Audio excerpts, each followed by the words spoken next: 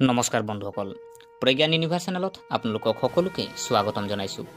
আজিৰ ভিডিঅ'টোত আমি গোটেই ডিচেম্বৰ 2025 মাহৰ মীন ৰাশিৰ বিষয়ে আলোচনা কৰিম। আপোনাৰ কেৰিয়াৰ, আপোনাৰ বিত্তীয়, আপোনাৰ সম্পৰ্ক, আপোনাৰ স্বাস্থ্য, আপোনাৰ পঢ়া শুনা আৰু আটাইতকৈ গুৰুত্বপূৰ্ণ কথাটো হ'ল কোনবোৰ ব্যৱস্থাই এই মাহত আপোনাক সৰ্বাধিক লাভ কৰি আনিব। এই মাহটো আপোনাৰ বাবে এক টাৰ্ণিং পইণ্ট বুলি প্ৰমাণিত হ'ব পাৰে, কিয়নো বছৰটোৰ ভিতৰত আপুনি যিখিনি চিন্তা আৰু চেষ্টা কৰি আহিছে তাৰ ফল ক্ৰমান্বয়ে স্পষ্ট হৈ পৰিব। গতিকে পলম নকৰি আহক আমি ভিডিঅ'টো আৰম্ভ কৰোঁ। প্ৰিয় দৰ্শক, ডিচেম্বৰ মাহটো আপোনাৰ বাবে মিশ্ৰিত ফল হ'বলৈ গৈ আছে। তাৰ মানে প্ৰগতি, কঠোৰ পৰিশ্ৰম আৰু ইয়াৰ মাজত কিছু উত্থান পতন। কিন্তু ভাল খবৰটো হ'ল যে যদি আপুনি এই তিনিটা কথা মানি চলে, সঠিক পৰিকল্পনা, ধৈৰ্য আৰু ভাৰসাম্য, ডিচেম্বৰ মাহটো আপোনাৰ বাবে প্ৰচণ্ড বৃদ্ধিৰ মাহ বুলি প্ৰমাণিত হ'ব। এই মাহত গ্ৰহবোৰে আপোনাক দুটা কথা অতি স্পষ্টকৈ কৈছে: কঠোৰ পৰিশ্ৰম কৰিবলৈ ভয় নকৰিব, ফলাফল পাব। খৰচ নিয়ন্ত্ৰণ কৰক, নহ'লে মাহৰ শেষত উত্তেজনা বাঢ়িব পাৰে। এতিয়া আটাইতকৈ গুৰুত্বপূৰ্ণ সিদ্ধান্তলৈ যাওঁ আহক, যিটো হ'ল কেৰিয়াৰ আৰু বিত্তীয় বিষয়। কেৰিয়াৰ, চাকৰি, ব্যৱসায় আৰু নতুন সুযোগ। মীন ৰাশি, ডিচেম্বৰ মাহত আপোনাৰ কেৰিয়াৰত গ্ৰহৰ গতিবিধি এনেকুৱা হ'ব যে নতুন সুযোগ, নতুন দায়িত্ব আৰু প্ৰগতি। অৰ্থাৎ এফালে বিচাৰি পাব নতুন কাম, নতুন প্ৰকল্প বা নতুন দায়িত্ব। আনহাতে ইয়াৰ প্ৰবল লক্ষণ দেখা গৈছে পদোন্নতি বা দৰমহা বৃদ্ধি।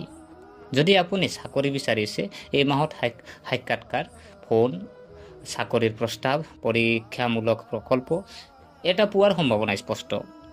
বহিৰাজ্যত কাম কৰা সকলৰ বাবে যেন IT, চিকিৎসা, গৱেষণা, ডিজাইনিং, আমদানি ৰপ্তানি, এই মাহটো সঁচাকৈ উপকাৰী হ'ব। যিহেতু কৰ্মৰ মাহ, এই মাহে আপোনাৰ পৰা মাত্ৰ এটা কথা দাবী কৰে: কঠোৰ পৰিশ্ৰম কৰক আৰু গুৰুতৰ হওক। হাৰ পাই কামত সোমোৱাৰ সময় আহি পৰিছে। আপুনি আপোনাৰ কেৰিয়াৰত স্থিৰতা আৰু অগ্ৰগতি দুয়োটাকে পাব। যদি মাজে মাজে উত্তেজনা আহিব পাৰে, কিন্তু চিন্তা নকৰিব। প্ৰিয় দৰ্শক, ধন, আয় আৰু খৰচ, বিত্তীয় দৃষ্টিভংগী যদি চোৱা হয়, ঠিক আছে। এতিয়া টকাৰ কথা কওঁ। আটাইতকৈ গুৰুত্বপূৰ্ণ দিশটো, যিটো হ'ল আপোনাৰ আৰ্থিক দিশটো। আৰ্থিকভাৱে এই মাহটো আপোনাৰ বাবে উত্থান পতনেৰে ভৰা হ'ব। আৰ্থিকভাৱে এই মাহটো উত্থান পতনেৰে ভৰি পৰিব। ইয়াৰ অৰ্থ হ'ল আয় বাঢ়িব, কিন্তু খৰচো বাঢ়িব। হঠাতে কিছু অতিৰিক্ত খৰচৰ সৃষ্টি হ'ব পাৰে। আটাইতকৈ গুৰুত্ব দিয়া কথাটো হ'ল প্ৰয়োজনীয় খৰচৰ পৰা আঁতৰি থকা। ডিচেম্বৰ মাহত গ্ৰহৰ অৱস্থানত কোৱা হৈছে, যি টকা সোমাই আহে সেইবোৰ আপোনাৰ হাতৰ পৰা পিছলি যাব পাৰে। গতিকে বাজেট এটা বনাওক। অপ্ৰয়োজনীয় বস্তু অহা মাহলৈ পিছুৱাই দিয়ক। যদি আপুনি আপোনাৰ সঞ্চয়, বিনিয়োগ আৰু খৰচ নিয়ন্ত্ৰণত ৰাখে, তেন্তে বছৰৰ শেষত আপোনাৰ বিত্তীয় গ্ৰাফ নিখুঁতভাৱে ভাৰসাম্যপূৰ্ণ হ'ব।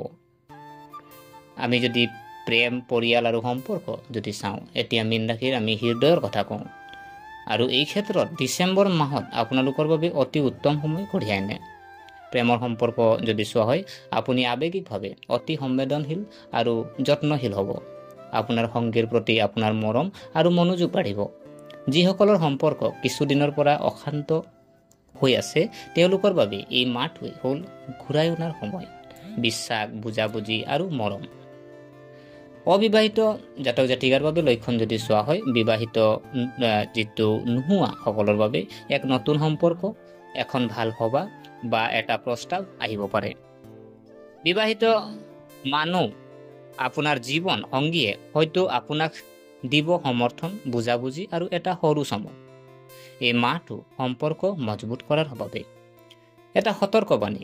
আপোনাৰ সম্পৰ্কত কোনো সৰু সৰু ভুল বুজাবুজি ভেঙুচালি কৰিবলৈ নিদিব।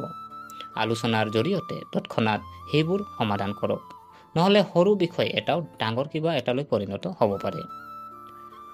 পৰিয়াল, ঘৰুৱা পৰিৱেশ আমি যদি চাওঁ, পৰিয়ালত আৰাম বৃদ্ধি, ঘৰুৱা কাম কাজৰ উন্নতি, পৰিয়ালৰ সৈতে সময় বৃদ্ধি। কিন্তু একে সময়তে দায়িত্বও বৃদ্ধি পাব।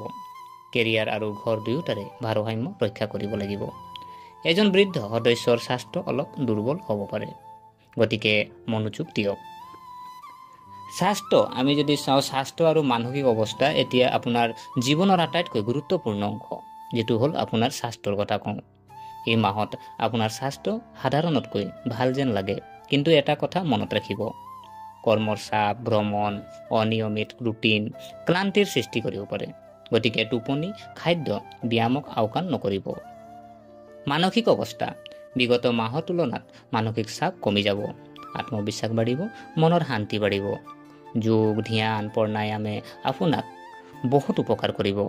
দীৰ্ঘদিনীয়া ৰোগৰ বাবে বিশেষ সতৰ্কবাণী: যদি আপোনাৰ কোনো দীৰ্ঘদিনীয়া ৰোগ আছে তেন্তে তাৰ আওকাণ নকৰিব। প্ৰয়োজন হ'লে লগে লগে পৰীক্ষা কৰাব লাগে। অধ্যয়ন ক্ষেত্ৰত আমি যদি চাওঁ, যিহেতু আমাৰ ছাত্ৰ ছাত্ৰীৰ বাবে আৰু পৰীক্ষাৰ প্ৰস্তুতি, এই মাহটো ছাত্ৰ ছাত্ৰীৰ বাবে ছুপাৰ প্ৰডাক্টিভ হ'ব। মাহৰ যিহেতু দ্বিতীয়াৰ্ধত ফোকাছ বাঢ়িব, আপোনাৰ মনটোৱে আৰু চোকা কাম কৰিব। আপুনি পঢ়া শুনাত গভীৰভাৱে মনোনিৱেশ কৰিব পাৰিব। যিসকল ছাত্ৰ ছাত্ৰীৰ অধ্যয়নৰ সৈতে জড়িত, চিকিৎসা হওক, গৱেষণা হওক, সৃষ্টিশীল ক্ষেত্ৰ হওক, বহিৰাজ্যই হওক, ডিচেম্বৰ মাহত তেওঁলোকৰ বাবে উৎকৃষ্ট ফলাফল আহিব। বিশেষ প্ৰতিকাৰ: আজি ডিচেম্বৰ মাহটোত আপুনি বিশেষ প্ৰতিকাৰনো আপুনি কি কৰিব? বিশেষ প্ৰতিকাৰ যদি কৰে তেতিয়া আপোনাৰ ভাগ্যৱান আপুনি কৰি তুলিবলৈ আপুনি কিছু প্ৰতিকাৰ আপুনি কৰিব পাৰে। যেনে ধৰি লওক আপোনাৰ বৃহস্পতিৰ প্ৰতিকাৰ, বৃহস্পতি দেৱৰ আপুনি প্ৰতিকাৰ কিছু কৰিব পাৰে। আপুনি প্ৰতি বৃহস্পতিবাৰে দান কৰিব পাৰে। যেনে আপোনাক বুট দালি হওক বা বুট দালি, হালধীয়া কাপোৰ, গুড়, তাৰপিছত আপোনাৰ চেনি কল, হালধীয়া ফল, হালধীয়া মিঠাই বা আপোনাৰ লগতে আপোনাৰ হালধি, এইখিনি আপুনি কি কৰিব, বৃহস্পতিবাৰে কোনোবা ব্ৰাহ্মণক আপুনি, পুৰোহিতক আপুনি দান কৰক। নহ'লে আপুনি কি কৰক, বিষ্ণু মন্দিৰত আপুনি সেইটো দান কৰিব পাৰে বৃহস্পতিবাৰে। আৰু আপুনি লগতে আপোনাৰ শনিৰ প্ৰতিকাৰ, আপুনি যিহেতু শনিৰ প্ৰতিকাৰ আপোনাৰ হাদে হতিৰ আপুনি প্ৰভাৱ কমি যাবৰ কাৰণে আপুনি শনিৰ প্ৰতিকাৰ আপুনি কৰিব পাৰে। আপুনি কি কৰিব, আপুনি তিল তেলৰ আপুনি বন্তি জ্বলক।